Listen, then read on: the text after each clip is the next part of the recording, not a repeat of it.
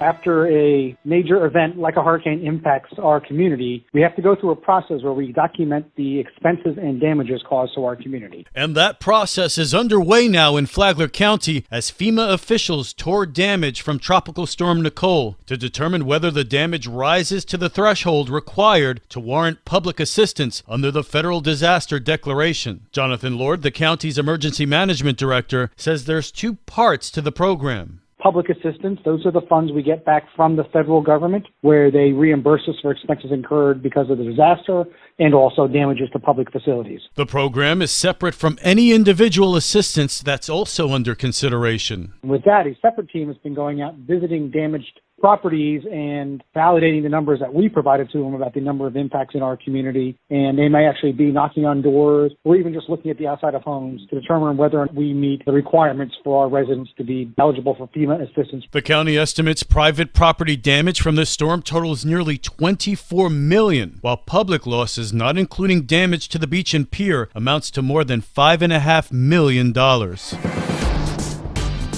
This local news is a service of Flagler County's Toyota dealer, Beaver Toyota US 1 St. Augustine, here to wow you.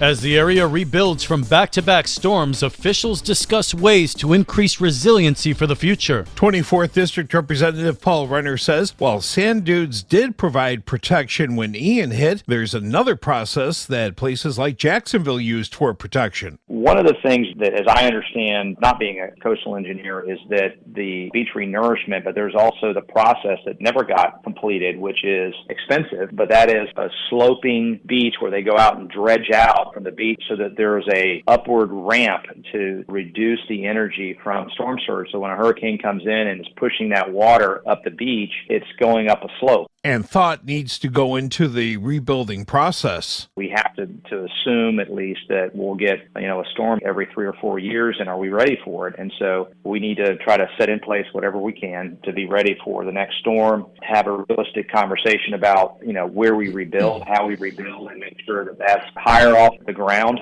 Renner says the building code changes that were put in place after Hurricane Andrew in 1992 have greatly helped to reduce losses. For Flagler's Morning News, I'm Rich Petchke. A resident of an assisted living facility in Palm Coast accused of killing another resident won't be heading to trial. A resident at a Palm Coast assisted living facility, 72-year-old Cliff Moody, who was charged with the murder of another resident at that same facility, a 77-year-old woman, last May, has been declared incompetent to stand trial due to having dementia. Flagler County Sheriff Rick Staley is disappointed with the diagnosis. The suspect in this case was arrested and held in the Sheriff Perry Hall inmate detention facility. However, the courts have ruled that he is incompetent to stand trial and will likely never recover from his incompetency, and they ordered him released into the custody of his family. Sheriff Staley also encourages anyone who wants to place family members in an assisted living care facility to do their research and ensure the safety of that family member before they move in. For Flagler's Morning News, I'm Karen Johnson.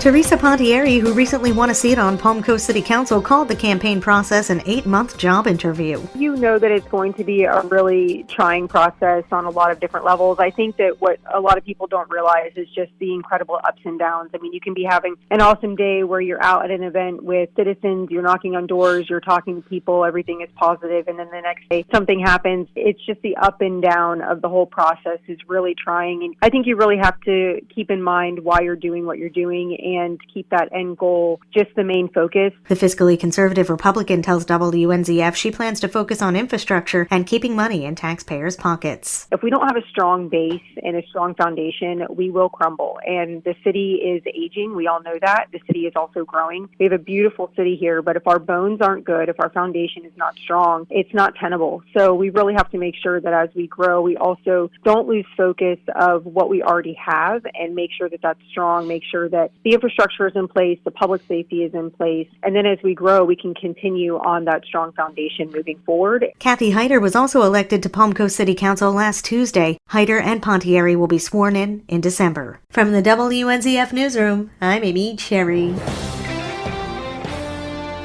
How is it that the UF Whitney Lab came to be in Flagler County? Jessica Long, the Senior Director of Advancement at the lab, said that Cornelius Vanderbilt Whitney donated the property on which the lab sits today to study marine animals. Long said that Whitney was one of the founders of Marineland. She is quick to add, though, that the lab is not part of Marineland, but part of the University of Florida. We are a full-time research lab. We actually have about 60 people working there on all kinds of different marine issues and solutions. Long said that it is questionable, though, as to where the lab is actually located. Our address says St. Augustine, but we are mostly in Flagler County. Long said that the lab is studying tumors in sea turtles. Listen to Lifeline on Saturday mornings at 9 on WNZF, anytime on the Flagler radio app.